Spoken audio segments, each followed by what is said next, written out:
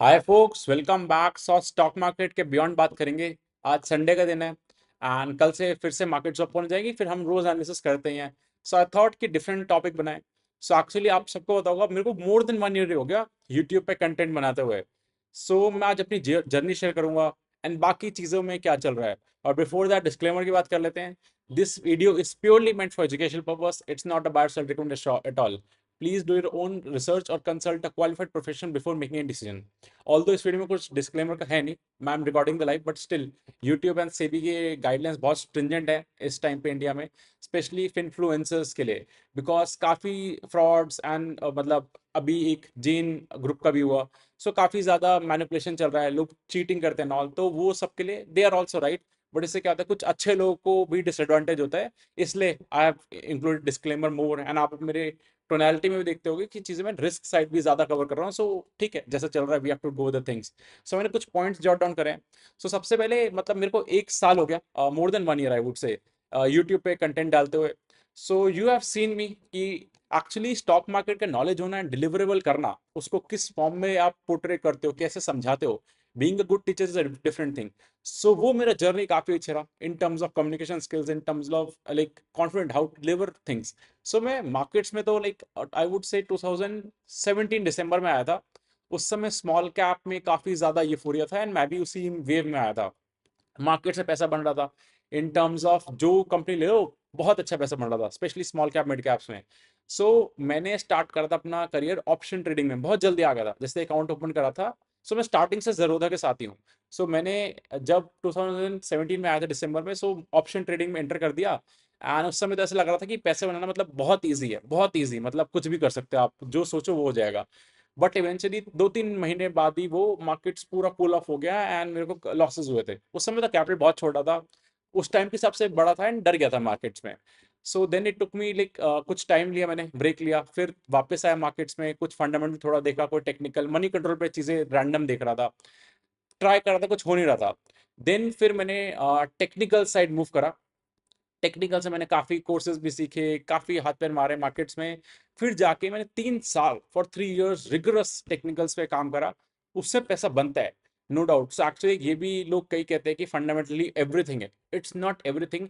Technicals जो है, जिसको काम करना आता है उस पर, वो मैटर करता है। सो मैं एक्चुअली आप लोगों को जो पहले से मेरे साथ उनको पता होगा, मैं यूट्यूब पे टेक्निकल एनालिसिस का सेक्शन करता था। बट यूट्यूब और आई वुड से सेबी गाइडलाइंस आई, जो नॉट रजिस्टर्ड इन्वेस्टमेंट एडवाइजर्स हैं और यूट्यूब इन्फ्लुएंसर्स हैं, उनको अलाउड नहीं है करंट मार्केट प्राइस पे डिस्कस करना। सो मेरे पहले वाले भी वीडियो कुछ हटे थे एंड उसके बाद से आप डिस्कंटिन्यू दैट थिंग। जो रेगुलेशन है वी हैव टू अबाइड। मतलब आप 3-4-5 महीने पहले का स्टॉक प्राइस लेके डिस्कस कर सकते हैं, बट वो फिर पॉइंट ही नहीं रहेगा, तो मैंने हटा दिया। बट इन टर्म्स ऑफ उसका ग्रिप होना, मतलब क्या होता है, तो मैंने अब जर्नी वैसे चलते हैं। सो पहले ऑप्शन ट्रेडिंग, देन टेक्निकल्स पे रिग्रेसली काम करा, पैसा बन रहा था। बट ऐसा होता है कि फॉल्स ब्रेकआउट आ जाते हैं, कंफ्यूजन करते हैं। सो जो लोग टेक्निकल्स पे काम करते हैं उनको पता है कि लाइक ब्रेकआउट आया देन फॉल्स हो गया, ऐसे मल्टीपल टाइम्स होता है। कई बार अच्छा चल रहा होता है, कई बार समझ नहीं आता क्यों हो रहा है। सो वहां से मेरे को लगा कि कुछ तो मिसिंग है, इट्स नॉट समथिंग कि सारा कुछ इसी से सॉल्व हो जाएगा। देन फिर मैं फंडामेंटल साइड ड्राइव हुआ, मेरे को और ज़्यादा डेप्थ में गया, सब समझा। सो एक्चुअली मैं मैकेनिकल इंजीनियर हूँ। सो काफ़ी लोगों को लगता है कि मैं फाइनेंस और सीए हूँ। सो नो, लिटरली मेरे पास कोई डिग्री नहीं है इन टर्म्स ऑफ फाइनेंस की। मैं मैकेनिकल इंजीनियरिंग करा एंड मैं कॉलेज टाइम से ही खुद से सब कुछ सीखा। मतलब मैंने खुद से गूगल से, उस टाइम तो अभी चैट जीपीटी जेमिनी ये सब नहीं थे, ये तो अभी आए हैं। तो उस टाइम मतलब गूगल से ही समझा, बुक्स पढ़ी एंड खुद से ही चीज़ें करी सब कुछ। तो वो एक हार्ड वे होता है। एंड आई वुड से लोगों को लगता है कि हम जब तक फाइनेंस की डिग्री नहीं हम कर नहीं सकते। So I am right example, आपने मेरे को चीज़ें समझाते देखा, R O E, price to book, price to equity, ये सब सी एज या I would see F S को भी बोलना आता है, क्लैरिटी नहीं है कि मीन क्या करता है। सो वो चीज़ें I am the real life example कि कैसे समझते हैं। एंड आप लोग देख ही रहे हो 1 साल से हम कैसे एनालिसिस कर रहे हैं, किस टाइप की कंपनीज का, हर सेक्टर का करके दिखाया मैंने आपको analysis. Okay, so that's the thing. फिर जब मैं फंडामेंटल्स में काफ़ी ग्रिप आ गया, देन मेरे को समझ आ गया कि क्या होती है। एंड मैंने बहुत गलतियां करी, मतलब थोड़ी नहीं, काफ़ी ज़्यादा गलतियां करके एंड पैसे जला के, क्योंकि अगर आपको मार्केट में कोई सिखाने वाला नहीं है तो आपके खुद के पैसे जलेंगे। ये I can give in return. मतलब अगर आप खुद से ट्राई करना चाहो अपनी गलती से, सीख जाओगे, बट पैसे लगेंगे। दूसरे गलती सीखोगे तो कम पैसे और जल्दी सीखोगे। तो टाइम और प्राइस दोनों लगता है मार्केट से, मार्केट की फीस है। सो मार्केट आपसे चार्ज करेगी आपको सिखाने का। ये अगर आप कई बार होता है कि हम लोग किसी को पे नहीं करते बिकॉज आपको लगता है कि इतना पे क्यों करो, बट मार्केट की फीस बहुत महंगी है। मतलब टाइम और प्राइस जिसने पे करा उसको पता है। एक्चुअल ग्रिप आने तक आ जाएगा, किसी को 10 साल 20 साल 30 साल में भी नहीं आता, कईयों को जल्दी आ जाता है, कोई हैंड होल्डिंग करता है, तो वो आपके मेंटर होना जरूरी है। मार्केट को मेंटर बनाओगे बेस्ट थिंग, बट उसके लिए थोड़ा सा प्रिपेयर रहना कि आपकी कॉस्ट ज्यादा रहेगी, एंड किसी के साथ एसोसिएट होगे, किसी के साथ समझोगे, तो वो डिफरेंट चीज होती हैं। तो मैंने फंडामेंटल साइड देखा कि हाँ, ये चीज़ें बहुत तगड़ी काम कर रही हैं, एंड अच्छा रिस्पॉन्स आता है इनसे। बट देन जब मैंने टेक्निकल फंडामेंटल को कंबाइन करा कि अगर आप फंडामेंटली अच्छी कंपनी, लेट्स से हम जो देखते हैं sales growth, ROE, price to book valuation, ये सब चीज़ों की आपने बात कम करूंगा। ये सब चीज़ें आपने देख ली, आपने पूरा सब कुछ स्टडी कर लिया, ग्रोथ है, कंपनी आउट परफॉर्म करिए सेक्टर में, ये सब चीज़ें एक फ्रेमवर्क को भी लाइन कर लिया। टेक्निकल्स भी उसके साथ जब मैच करोगे तो आपको पता चलेगा चीज़ें काम करती हैं। सो काफ़ी ज़्यादा मिथ है, लोग बिल्कुल डिसरिगार्ड करते हैं, ऐसा नहीं है। टेक्निकल्स में बहुत स्पेसिफिक चीज़ें होती हैं, मतलब उसका जब आप डेप्थ में जाओगे तो वो एक्चुअली वो क्या कहते हैं, प्राइस इज गॉड। मतलब प्राइस को सब पता है, आज सारे फंडामेंटल वाले सबने स्टडी करा, सबने अपनी पोजीशन बनाई इधर बाय और सेल, वो रिफ्लेक्ट होगा आपके प्राइस में। जो प्राइस में रिफ्लेक्ट हो रहा है, मतलब सारी फंडामेंटल की सारी स्टडी आज आ गई उस प्राइस में, and वो डिराइव कर रहा है उस मूवमेंट को। तभी आप देखोगे कई सेक्टर में लाइफ टाइम में ब्रेकआउट्स आते हैं, तो फंडामेंटल्स भी अलाइन कर रहे थे उन चीजों के। सो टेक्निकल गाय ये सोच रहे हैं कि इन सबकी स्टडी के बाद हम ये लोग पढ़ रहे हैं, तो उसमें फॉल्स चीजें ब्रेकआउट होते हैं, क्योंकि कंपनी में अगर दम नहीं है, फंडामेंटली कंपनी स्ट्रांग नहीं है, तो फॉल्स ब्रेकआउट आते हैं। तो ये दोनों को जब मैंने कंबाइन करा, टेक्नो फंड एनालिसिस कहते हैं। सो मैं फंडामेंटल की वेटेज कम रखता हूँ, लास्ट वेटेज, मतलब पूरा फंडामेंटल पहले पढ़ा, सॉरी टेक्निकल्स की वेटेज कम रखता हूँ, पूरा फंडामेंटल करा अच्छे से, पूरा सब कुछ करा। 5-10% में वेटेज टेक्निकल में देता हूँ, बैक ऑफ द माइंड, उससे आपको पता चलता है सेक्टर में हो क्या रहा है। सो आज एग्जांपल के लिए ले रहा हूँ कि banking and financial service sector का देखोगे, most of the companies are trading at all time high level. So उधर चीजें भी इंप्रूव हो रही हैं धीरे धीरे। ऑल्दो आपको अभी नहीं दिखेगा, मार्केट 6-8 महीने आगे देखती है, आज जो हो गया आगे का बताओ। वैसे चीजें, रेट कट्स जब होते हैं इकोनॉमी में, तो generally net interest margin and growth आती है, लिक्विडिटी आती है, एंड कंज्यूमर के अंदर पैसा आता है।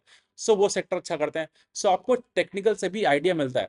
मैं एक्चुअली कोर्स भी डिजाइन कर रहा हूँ, मैंने कल कम्युनिटी पोस्ट में डालता थॉरो कोर्स। एक्चुअली इसका डिस्कशन लास्ट में करना था, बट आ गया। तो उसमें मैं सब कुछ ही कवर करूंगा, उसको चलो बाद में डिस्कस करते हैं, जिसमें सब कुछ करेंगे।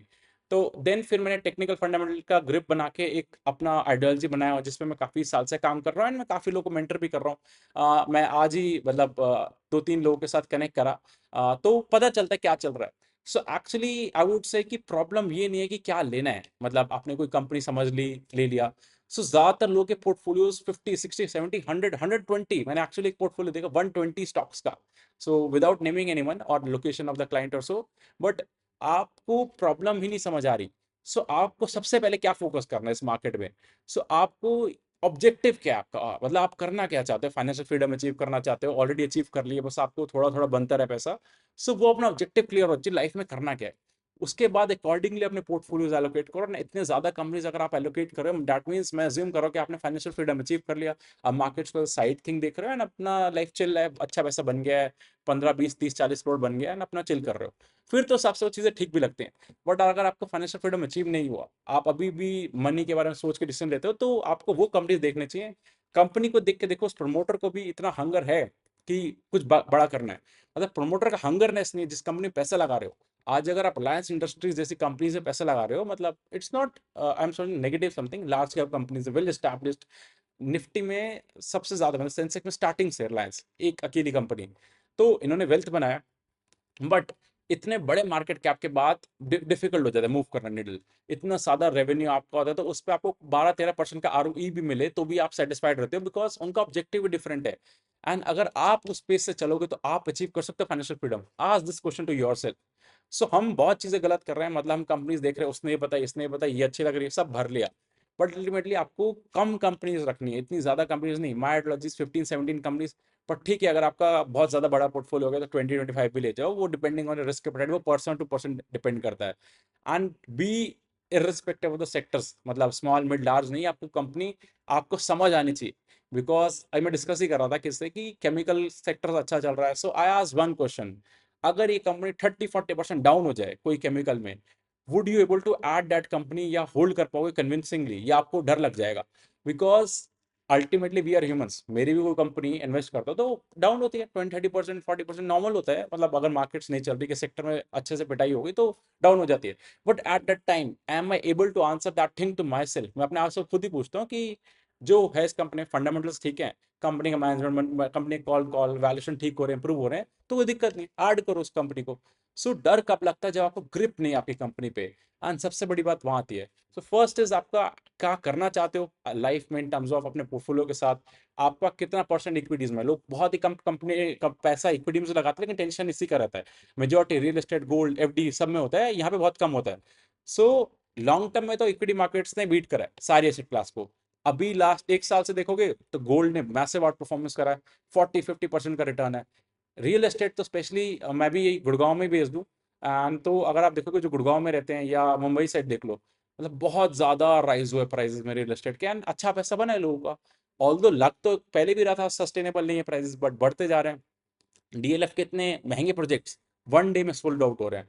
सो स्कैम एंड ऑल का वो चलता रहता है कि स्कैम एंड ऑल है, बट हो रहा है तो हो रहा है। सिमिलरली मार्केट्स में भी जब यूफोरिया आता है तो मैडनेस आता है, तो अभी और actually on the other hand 1 साल से मार्केट्स ने रिटर्न नहीं दिए। सो कुछ कुछ भी नहीं हुआ, मतलब आई वुड से कुछ स्टॉक्स हटा दो, बट ब्रॉडर लेवल पे जो मेजोरिटी देखते हैं निफ्टी 500 या ब्रॉडर लेवल पे क्या हो रहा है, तो सब साइडवेज है। 1-1.5 साल से मार्केट से पैसा बना नहीं है, रियल एस्टेट, एफडी ने और गोल्ड ने अच्छा बनाया बनाया पैसा। सो इस पॉइंट पे क्वेश्चंस भी आते हैं लोगों को। But generally life and markets में एक चीज याद रखना, सब कुछ वो साइकिल्स में चलता है। एवरी इट नॉट की स्ट्रीमलाइन चलता रहेगा। कई बार होता है मार्केट्स 1 साल 1.5 साल अगर खड़ी हैं, तो it's something you should also have a think कि इतना कंसोलिडेशन हो गया तो टाइम आ रहा है चीजों को मूव होने का। तभी अगर आप देखोगे कुछ स्टॉक सेक्टर्स में ईयर्स की कंसोलिडेशन होती है, देन ब्रेकआउट्स आते हैं। मतलब 5-10 ईयर्स के जो ब्रेकआउट्स हम बोलते हैं, तो 10 ईयर्स की कंसोलिडेशन के बाद कोई सेक्टर चल रहा है तो बहुत चेंजेस हो रहे हैं, फंडामेंटली भी चेंज होते हैं, बट टेक्निकल पहले बता देते हैं।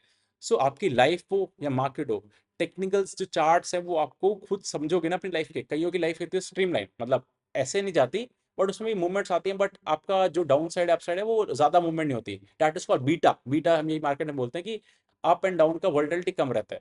तो कईयों की ऐसी होती है बहुत शार्प मूवमेंट्स आते हैं। तो हर कोई अपनी लाइफ को भी स्टॉक मार्केट के स्टॉक्स की तरह देख सकता है। वो आपने एनालाइज करना है इस वीडियो के बाद कि आपकी मूवमेंट्स कैसे। कई होते हैं 3-4-5 साल तक कोई मूवमेंट नहीं होती। अगर आपको पता बैम्बू ट्री का कॉन्सेप्ट, सो 4-5 साल तक वो अर्थ के अंदर रहता है, मतलब लैंड के नीचे। 1 साल में उसके बाद सीधा वो इतने टाइम्स ग्रो करता है। सो ये डिफरेंट नेचर होते हैं मार्केट्स का, पर्सन का, ह्यूमन का। सो ये सब लिंक्ड है। Market is much beyond the fundamentals and technical, psychological aspect की सबसे ज्यादा वेटेज है। अगर आपने कोई कंपनी ले ली बट साइकोलॉजिकली वो आपको लाइक, ऑपरेटर्स भी होते हैं मार्केट में, हार्ड फैक्ट बट हैं, it's not a one way easy game I would say. The big players are against you and you have to fight them, तभी आपको पैसा मिलेगा। इधर लगता है पैसा बनाना बहुत आसान है, बट इतना आसान है नहीं। जो एक्चुअली जिनका अभी पेशेंस टेस्ट हो रहा है, लोगों को समझ नहीं आ रहा, तब उनसे पूछो। मतलब अभी इस टाइम पे टेस्ट करो अपने आप को। लास्ट 1-1.5 साल में मूवमेंट जो थी, मार्च में अलग ही हालत थी लोगों की, जो करेक्शंस आए थे, but things move on. But it's not कि इट्स कि आपको आइसिंग ऑन द केक बना लिया पैसा। पूरा पेशेंस टेस्ट होता है, कन्विक्शन टेस्ट होता है। स्टॉक आपको पूरा चेक करता है, आर यू वर्दी इनफ इस पैसे को लेने के लिए।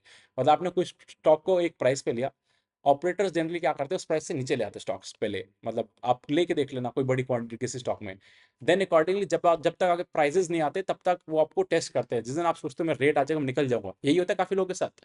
सो इट्स नॉट समथिंग कि आपके साथ हो रही है, बहुत सारे लोग उस रेंज में अटके होते हैं। जैसे जैसे रेट्स आते हैं लोग के, एंड अकॉर्डिंगली फिर लोग निकलते रहते हैं।